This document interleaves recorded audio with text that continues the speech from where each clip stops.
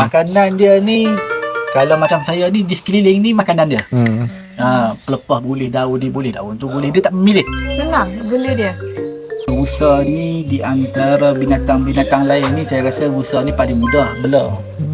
Paling senang penjagaan dia. Daripada segi penyakit, payah.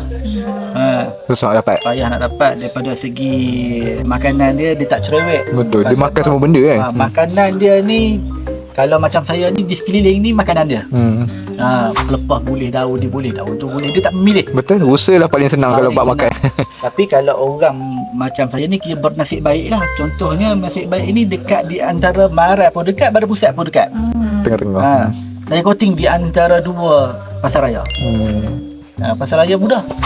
Barang dia audit dia keluar, saya pergi ambil. Buah lama, buah tambah Badan Pusat tu sepanjang jalan dekat tengah-tengah bandar tu orang jual buah. Musim buah saya tengok.